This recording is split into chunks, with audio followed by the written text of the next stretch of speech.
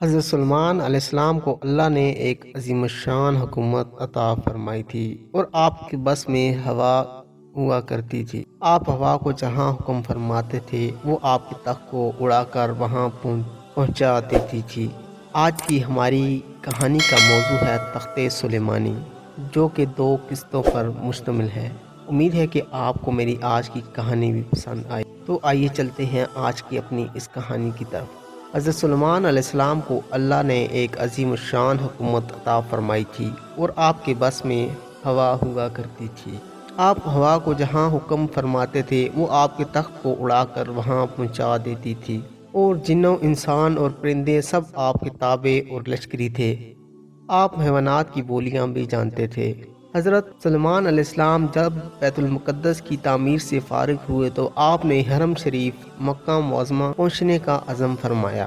چنانچہ تیاری شروع ہوئی اور آپ نے جنوں، انسانوں، پرندوں اور دیگر جانوروں کو ساتھ چلنے کا حکم دیا تاکہ ایک بہت بڑا لشکر تیار ہو گیا تھا۔ یہ عظیم الشان لشکر تقریباً 30 میل میں پورا ہوا۔ حضرت سلیمان علیہ السلام نے حکم دیا تو ہوا نے تخت سلیمان کو اس لشکر عظیم کے اٹھایا اور فوراً حرم شریف میں پہنچا دیا۔ حضرت سلیمان علیہ السلام حرم شریف میں کچھ عرصہ ٹھہرے۔ اس عرصہ میں آپ مکہ معظمہ میں ہر روز 5000 اونٹ، 5000 گائے اور 5000 بکریاں ذبح فرماتے تھے، اور اپنے لشکر میں ہمارے حضور سید الانبیاء صلی اللہ علیہ وآلہ وسلم کی بشارت سناتے رہتے کہ یہیں سے ایک نبی عربی پیدا ہوں گے جن کے بعد پھر کوئی اور نبی پیدا نہ ہوگا۔ حضرت سلیمان علیہ السلام کچھ عرصہ کے بعد مکہ معظمہ میں مناسک ادا فرمانے کے بعد ایک صبح کو وہاں سے چل کر صنعا ملک یمن میں چلے گئے۔ مکہ معظمہ سے صنعا کا 1 مہینے کا سفر ہے، اور آپ مکہ معظمہ سے صبح کو روانہ ہوئے اور صنعا زوال کے وقت پہنچ گئے۔ آپ نے یہاں بھی کچھ عرصہ ٹھہرنے کا ارادہ فرمایا۔ یہاں پہنچ کر پرندہ ہدہد ایک روز اوپر اڑا اور بہت اوپر جا پہنچا۔ وہ ساری دنیا کے طول و عرض کو دیکھا۔ اس کو ایک سرسبز باغ نظر آیا۔ یہ باغ ملکہ بلقیس کا تھا۔ اس نے دیکھا اس باغ میں ایک ہدہد بیٹھا ہے۔ حضرت سلیمان علیہ السلام کے ہدہد کا نام یافور تھا۔ یافور کی اور یمنی ہدہد کی حسب ذیل گفتگو ہوئی۔ یمنی ہدہد: بھائی تم کہاں سے آئے ہو اور کہاں جاؤ گے؟ یافور: میں ملک شام سے اپنے بادشاہ سلیمان کے ساتھ آیا ہوں۔ یمنی ہدہد: سلیمان کون ہے؟ یافور: وہ جنوں، انسانوں، شیاطین، پرندوں، جانوروں اور ہوا کا ایک عظیم الشان فرمانروا اور سلطان ہے۔ اس میں بڑی طاقت ہے، ہوا اس کی سواری ہے اور ہر چیز اس کی تابع ہے۔ اچھا تم بتاؤ کہ تم کس ملک سے ہو؟ یمنی ہدہد بولا: میں اسی ملک کا رہنے والا ہوں۔ ہمارے اس ملک کی بادشاہ ایک عورت ہے جس کا نام بلقیس ہے۔ اس کے ماتحت 12,000 سپہ سالار ہیں، اور ہر سپہ سالار کے ماتحت 1 لاکھ سپاہی ہے۔ پھر اس نے یافور سے کہا: تم میرے ساتھ ایک عظیم ملک اور لشکر دیکھنے چلو گے؟ یافور: بھائی میرے بادشاہ سلیمان علیہ السلام کی نماز عصر کا وقت ہو رہا ہے اور انہیں وضو کے لیے پانی کا درکار ہوگا، اور پانی کی جگہ بتانے پر میں مامور ہوں۔ اگر دیر ہو گئی تو وہ ناراض ہوں گے۔ یمنی ہدہد بولا: نہیں، بلکہ یہاں کے ملک اور فرما روا بلقیس کی مفصل خبر سن کر خوش ہوں گے۔ یافور: اچھا تو چلو۔ دونوں اڑ گئے اور یافور ملک یمن کو دیکھنے لگا، اور ادھر حضرت سلیمان علیہ السلام نے نماز عصر کے وقت ہدہد کو طلب فرمایا تو وہ غیر حاضر نکلا۔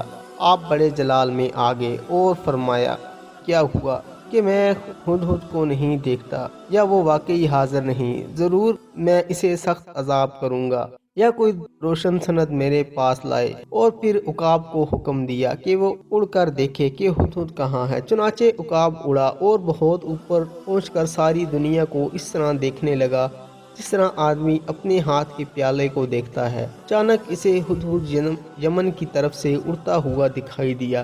عقاب فوراً اس کے پاس پہنچا اور کہا: غضب ہو گیا ہے، اپنی فکر کر لے۔ اللہ کے نبی سلیمان علیہ السلام نے تمہارے لیے قسم کھا لی ہے کہ میں ہدہد کو سخت سزا دوں گا یا ذبح کروں گا۔ हुदहुद ने डरते हुए पूछा, और अल्लाह के नबी ने इस हलफ में किसी बात का इस्तिस्ना भी फरमाया है या नहीं? उकाब ने कहा, हाँ, ये फरमाया है कि यह कोई रोशन सनद मेरे पास लाए। हुदहुद ने कहा, तो फिर मैं बच गया, मैं इनके लिए एक बहुत बड़ी खबर लेकर आया हूँ। फिर उकाब और हुदहुद दोनों बारगाहे सुलेमानी में हाजिर हुए। हज़रत सुलेमान अलैहिस्सलाम ने रब्बो जलाल में फरमाया, हुदहुद को हाजिर करो। हुदहुद बेचारा तम बखुद अपनी दुम नीचे किए हुए जमीन से मिलता हुआ कांपता हुआ हजरत सुलेमान अलैहिस्सलाम के करीब आया, तो हजरत सुलेमान अलैहिस्सलाम ने इसको सर से पकड़कर अपनी तरफ घसीटा। इस वक्त हुदहुद ने कहा, हुजूर, अल्लाह के सामने अपनी हाजिरी को याद कर लीजिए। हजरत सुलेमान अलैहिस्सलाम ने ये बात सुनकर उसे छोड़ दिया और उसे माफ फरमा दिया। फिर हुदहुद ने अपनी गैर हाजिरी की वजह बयान की और बताया कि मैं एक बहुत बड़ी मलका को देखकर आया हूँ।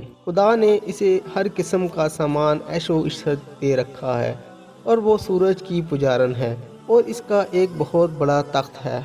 रवायत है कि ये तख्त सोने और चांदी का बना हुआ था और बड़े बड़े कीमती जवाहरात से मुरस्से था। बिल्किस ने एक मजबूत घर बनवाया था, जिस घर में दूसरा घर था, फिर इस घर के अंदर तीसरा घर था, और फिर इस तीसरे घर के अंदर चौथा घर था। इसी तरह फिर इसमें पांचवा, और पांचवें में छठा, और छठे में सातवां घर था। इस सातवें घर में वो तख्त मुकफ्फल था, और साथ ही गिलाफ इस तख्त को चढ़ा रखे थे, और इस तख्त के 4 अदद पाए थे। एक पाया सुर्ख याकूत का, दूसरा जर्द याकूत का, तीसरा सब जुमर्द का, और चौथा सफ़ेद मोती का। ये तख्त 80 गज लंबा था, 40 गज चौड़ा और 30 गज ऊंचा था। बिल्किस सातवें घर के अंदर रखे हुए इस तख्ते अजीम पर बैठा करती थी, और घर के बाहर सख्त पहरा था, और बिल्किस तक पहुंचना एक दुश्वार अमर था। हुदहुद ने जब सुलेमान अलैहिस्सलाम को बिल्किस की बात सुनाई, तो सुलेमान अलैहिस्सलाम ने फरमाया, मेरा एक खत ले जाओ और बिल्किस को पहुंचा आओ।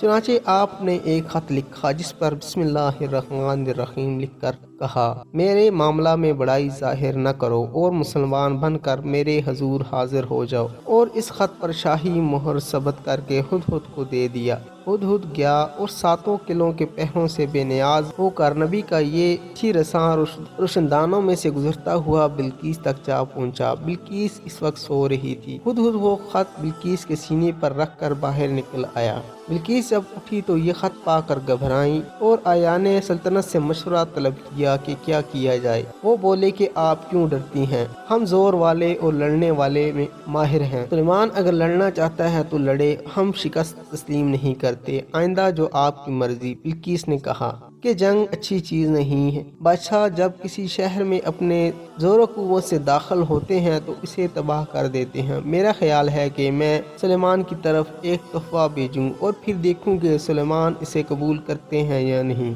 अगर वो बादशाह हैं तो तोहफा कबूल कर लेंगे, और अगर नबी हैं तो मेरा ये तोहफा कबूल नहीं करेंगे, बजाय इसके कि इनके दीन का इत्तिबा किया जाए। इस वाक़या का अगला हिस्सा इंशाअल्लाह अगली वीडियो में पेश करूँगा। उम्मीद है कि आपको मेरी ये छोटी सी कावश पसंद आई होगी। नए दोस्तों से गुजारिश है कि वो मेरे इस चैनल को सब्सक्राइब करें और साथ ही बेल के आइकन पर क्लिक करें। मुझे अगली वीडियो तक के लिए इजाज़त दें। अल्लाह हाफ़िज़।